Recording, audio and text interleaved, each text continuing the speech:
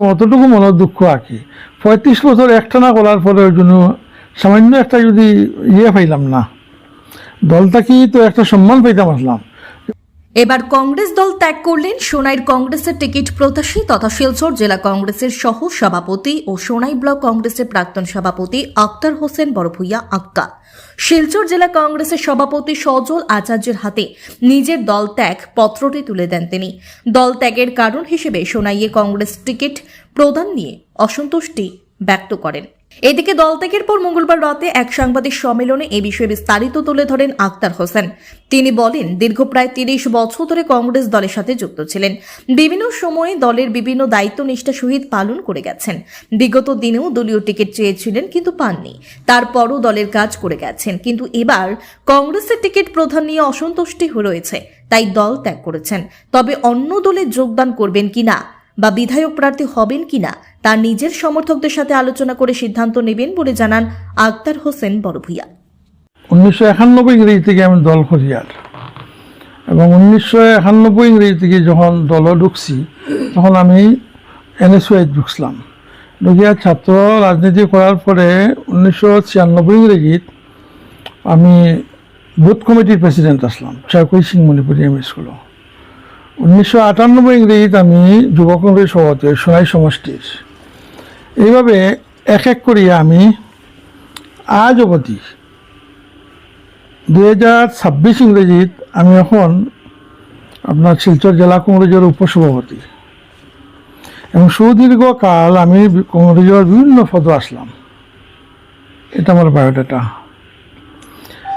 এবং এই সুদীর্ঘ 35 বছরের মাঝে দলের নির্দেশ দলে যেভাবে কইছে দলের বিভিন্ন পদে আসলাম, এবং এটা খুব ভালোভাবে এটা আমি পালন করছি দলের।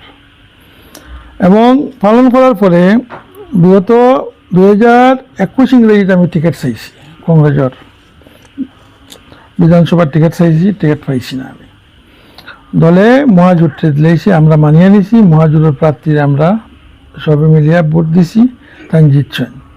2026 ইংরেজিত আবার যখন টিকিট চাইলাম তখন আমি টিকিট থেকে বঞ্চিত হইলাম। এখন আমার প্রশ্ন হইল, আমরা যারা টিকিট প্রত্যাশী আসলাম প্রায় 12 জন, 12 জনের মধ্যে একজনেও তো টিকিট পাইব, আমরা তো 12 জনে পাইতাম না। কিন্তু আমার কথা হইল, আমি এই দীর্ঘ 35 বছর কংগ্রেস করার বিভিন্ন সংগঠন করে আইছি, কংগ্রেসের বিভিন্ন পদে আসলাম করছি, এবং আমার মধ্যে কি জিনিসটা কম আসলো যে আমার টিকিট থেকে বঞ্চিত করা হইল। এবং বঞ্চিত করিয়া আমারও যারা টিকিট দেওয়া হইলো তাই তো আজ থেকে 1.5-2 বছর আগে ভারতীয় জনতা পার্টি থেকে তাই কংগ্রেসে ঢুকছেন, তারা টিকিট দেওয়া হইলো। ওইটার মানে এইটার কারণ হইলো, ওটার লাগিও আমি যে অতদিন কংগ্রেসের কথা আমি শুনছি, কংগ্রেসের লাগে কোনোদিনও আমি প্রতারণা কোনো বেইমানি করছি না আমি। কিন্তু 35 বছর করার পরে যে ফল পাইলাম, কংগ্রেসে এখন দলে আমার লগে বেইমানি করছে, আমি কিন্তু পারছি না দলের লগে। এর লাগে আমার মনের জয়ে আমি দল থেকে আজকে রিজাইন করছি। এখন আপনাকে অন্য কোনো দলে যোগদান করবানি বা বিধায়ক প্রার্থী হইবানি দল বা দল থেকে? না, ইলেকশন লড়ার তো এই মুহূর্তে আমার কোনো ইচ্ছা নাই। তবে আমার ওয়েলিশার আমার সংগঠনের কংগ্রেস কিছুদিন আগে যে আমি ব্লক সভাপতি আসলাম, আজ থেকে 1-1.5 মাস আগে, তখন তো আমার মন্ডল কমিটি আছে, বুথ কমিটি আছে, বিএলএ হল আছেন, এরা সবাই ফোন টোন করি আমার বেজানো পর যে ইলেকশন লড়ার লাগিয়া। আমি এখনও তার লগে বইছি না, তবে 2-1 দিনের ভিতরে বইমু। তবে আমার ইচ্ছা নাই কি, রাজনীতি করারও ইচ্ছা নাই আর। অতটুকু মনের দুঃখ আর কি 35 বছর একটানা করার পরে ওই জন্য সামান্য একটা যদি পাইলাম না, দলটা কি তো একটা সম্মান পাইতাম আসলাম, যে অতটুকু পাইলাম না আর কি। এরা কোনো চিন্তাধারা আমার নাই, কারণ আমি তো কংগ্রেস দলে আসলাম, দল ছাড়ছি, কিন্তু এখন এই মুহূর্তে আমি কোনো দল যে আমি কারোর সমর্থন করা বা কোনো এটা আমার এখন কোনো নাই। সোনাই সমষ্টির মাঝে 2টা ব্লক আছে, একটা সোনাই ব্লক, একটা টেলিভিশন পরে একটা বাসখান্দি ব্লক। সোনাই ব্লকও আছে 9টা মণ্ডল, একটা টাউন কমিটি হলো 10টা, বাসখান্দি ব্লকও আছে 9টা। তো টোটাল মণ্ডল কয়টা হইলো, টাউন নেওয়া হইলো 19টা। তুমি জানি দেখো ওই যে কাগজটা, এটা খালে যাওয়া প্রিয়াঙ্কা গান্ধীর লেখা জানি, যেন চেয়ারম্যান স্কুটনি কমিটির নির্বাচনের স্কুটনি কমিটির যে চেয়ারম্যান নানি তানে ইলেকশন গৌরব গগৈর ইলেকশন খারা ইলেকশন